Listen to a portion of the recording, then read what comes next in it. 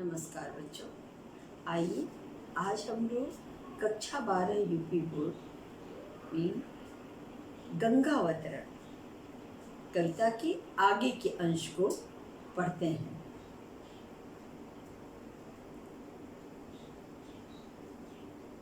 इहि विधि धावत धसति ढरति ढरकति सुख देनी मनहु सवारति शुभ सुरपुर की सुगम निसेनी विपुल वेग बल विक्रम के ओजन उमगाई हर हराति हर्षाति सन्मुख जब आई। क्या कहते हैं, गंगा जी ऊपर से नीचे की तरफ हर हराते लहराते हुए आ रही हैं। पहले पद में आपने पढ़ा, यहाँ कहते इहि विधि, इस प्रकार से धावती, गंगा के जलधारा दौड़ते हुए धसते हुए ढरकते हुए लोगों को सुख देते हुए नीचे की तरफ आ रही है। मान लो समारति शुभ सुरपुर की सुगम निसे, ऐसा लगता है कि जैसे वो सुरपुर देवलोक के सुगम बाजे को संवारते हुए मधुर ध्वनि में बजाते हुए नीचे की तरफ आ रहे हैं। इस पंक्ति को आप देखिए बच्चों, क्योंकि इसमें काव्य सौंदर्य है जिसको आप अंत में लिखेंगे। देखिए, इहि विधि धावती धसती, तो धावती एक क्रिया, धसती दूसरी क्रिया, ढरक कति सुख देनी, एक क्रियाएं हैं। आप चाहे तो काव्य सौंदर्य में ले लें। इतनी क्रिया व्यापारों का बहुत ही सुंदरता से वर्णन किया गया है और गंगा जी के अवतरण का गत्यात्मक चित्रण किया। धावती, दौड़ते हुए ढरकते हुए धसते हुए गंगा जी नीचे की तरफ आ रही हैं और उनकी कल कल ध्वनि को, उनकी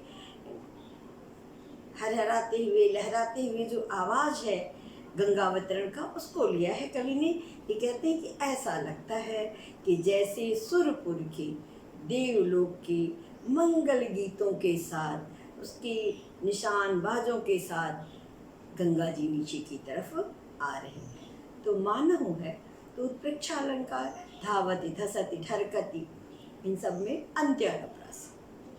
चलिए, विपुल वेग बल विक्रम सो, गंगा जी पूरे वेग के साथ विक्रम के साथ ओजन उमगाई, सैकड़ों योजन तक नीचे आ जाती है।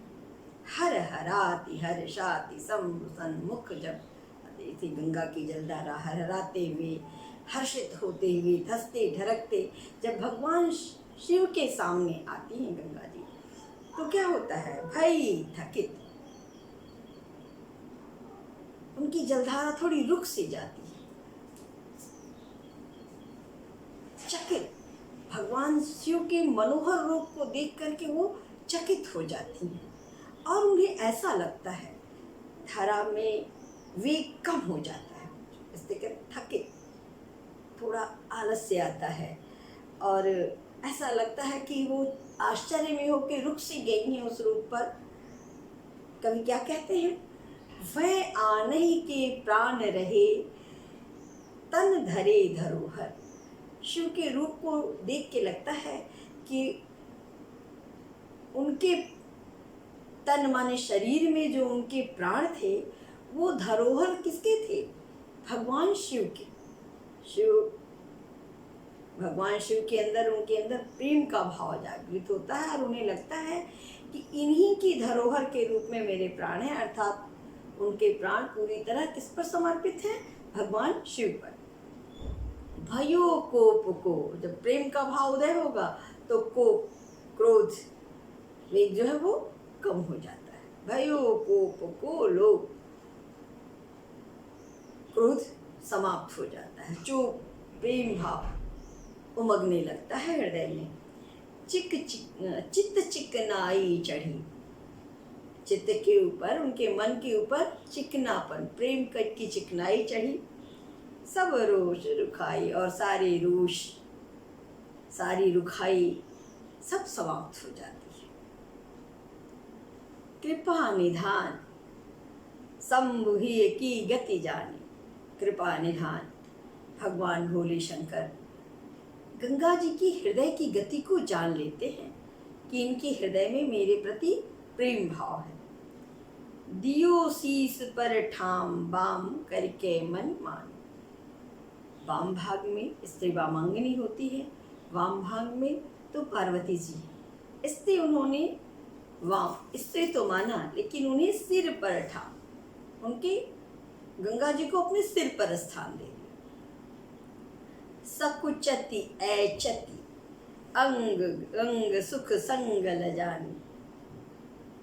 प्रेम के कारण ऐसा लगता है कि जैसे अंग अंग में नारी सुलभ लज्जा भर जाती है गंगा जी के, और अपने उस विकराल रूप को सकुचति संकोच करके उसको क्या करती है, उसको उसका रूप कम करते हुए, ऐचति बिल्कुल सिकोड़ते हुए अपने रूप को हिमालय की जटाजूट में, पहाड़ियों में जो शिव की जटाएं हैं उन जटाओं में वो समा जाती है।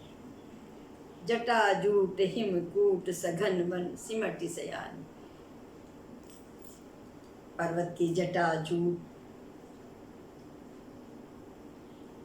उसकी पहाड़ियाँ, ये शंकर जी की जटाएं हैं, उनका निवास स्थान है, और उसी में गंगा जी अपने रूप को सिमेट कर लेती हैं और उसमें समा जाती है। इस तरह बेटा ये गंगावतरण पाठ पूरा हुआ। अंतिम खंड इम्पॉर्टेंट है, इसको आप अवश्य देखेंगे कि यहाँ गंगा जी के हृदय के प्रेम भाव को, और भगवान शंकर ने उन्हें सिर पर स्थान दिया, और किस तरह सकुचति ऐचति, यहाँ भी सकुचति ऐचति अंत्यानुप्रास आ रहा है, और गंगावतरण का बहुत ही सुंदर सजीव चित्रांकन है, ये आप लिखेंगे। इस तरह पाठ के अर्थ को पूरा करेंगे। बच्चों, अगर आपको कहीं परेशानी हो तो आप टिप्पणी करके बताएं, और अच्छा लगता है तो लाइक करें, शेयर करें। मुझको सुनने के लिए बच्चों बहुत बहुत धन्यवाद।